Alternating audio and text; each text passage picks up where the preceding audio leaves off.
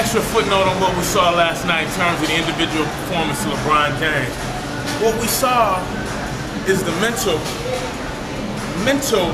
evolution, if you will, the quick growth and grasp that this brother has at such a young age. We saw all the critics keep all of this feedback on his brain, if you will. He didn't do this, he didn't do this. And feedback, even when it's negative, if you take feedback, criticism, it can be your best friend, it can work to your best interest. LeBron took all of that, learned from it fast, quick, within 1 series, put it to work. And if you notice, when it was clutch time, if he didn't rely on his jumper, he was taking it to the basket, and he was not going to be stopped. Now, if somebody wanted to take a charge, fine, they're going to get a knee right in the teeth. But I'm not putting up nothing soft. I'm going right to the hole. I'm dunking whoever there. I'm laying it up. I'm doing whatever. But it's just interesting how criticism can work in your favor. LeBron seemed to be lethargic and sleep at the beginning of the series. But after the media did what they do, that was all she wrote. And so now what we're seeing, we are seeing the coronation, if you will, of a superstar.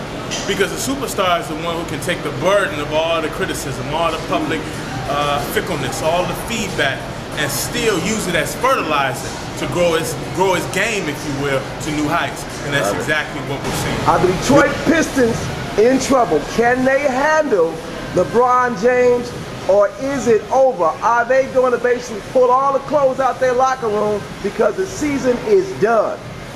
I don't think they're done because they still got a fight chance. All I got to do is win one game. But the thing is, LeBron James will never do what he did last night. He made history last night. You had to understand that was history. He had fadeaways from three-point land, fadeaways from right inside. That's not going to happen every game, man. Ain't no way he going to make them shots every game. So, no, I mean, that just was, it was a fluke, man. It's just something that happened. He was on his A game. Everybody get a game like that every now and then. 3 games in a row, he's been incredible, and we're saying it is a fluke. You must be a Pistons fan. That game was incredible. Those other games were mediocre. That game last night, I think, was incredible. I can't take nothing from the man. Hell of a game. Heck of a game. One man beat 5 players. That's what he did last night. My. Greatest game I ever seen or ever heard. I didn't see it. No doubt. I'm glad I got a chance to witness it. You know, my.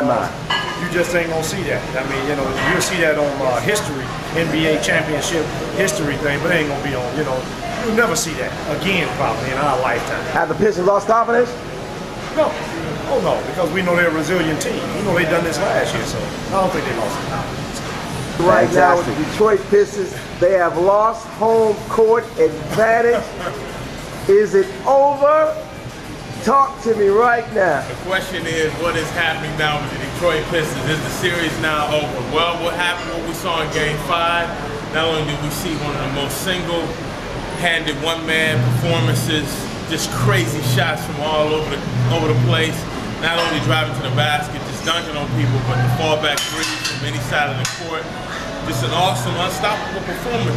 Yet and still though, even with that performance, the Pistons at time, at the end of regulation, at the end of both overtimes, had opportunities to win. At the end of regulation, they got one defensive stop. That's a ball game. At the end of the first overtime, they had opportunities to win and control the game and whatnot. Same thing at the end of the double overtime.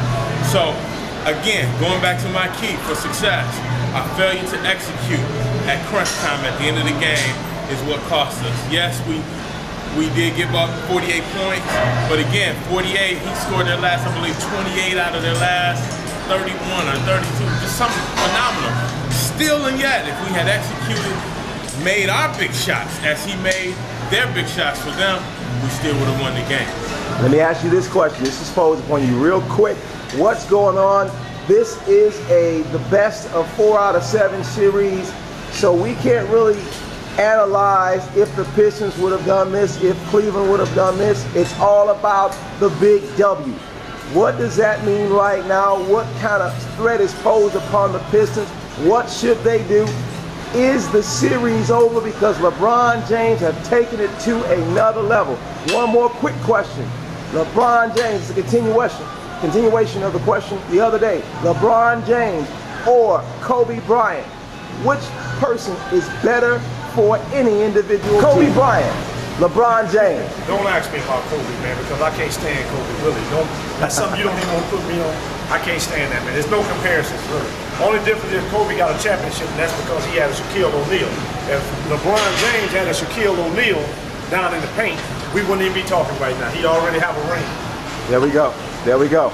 So I take it that you're moving towards LeBron because Kobe Bryant has not won a series Kobe since Bryant haven't done anything. Nothing. Shaquille O'Neal left him, and Shaquille told him that. The Lloyd B. Free of the modern day basketball, huh?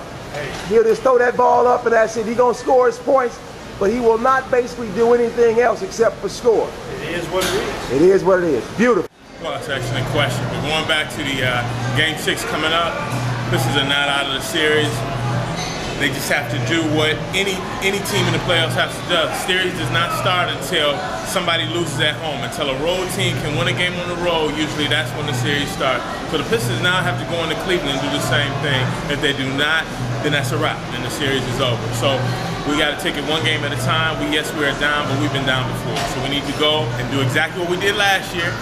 We won the first 2, they won the next 3, and then we won the next 2. It's almost a repeat of the same thing. So if we can do that, then we'll be successful and move on. Going to LeBron and Kobe, that's a hard question. As far as individual talent, they are the 2 best, I believe, in the league. Who's better, I don't know. They're both sufficient and will help any team that they're on.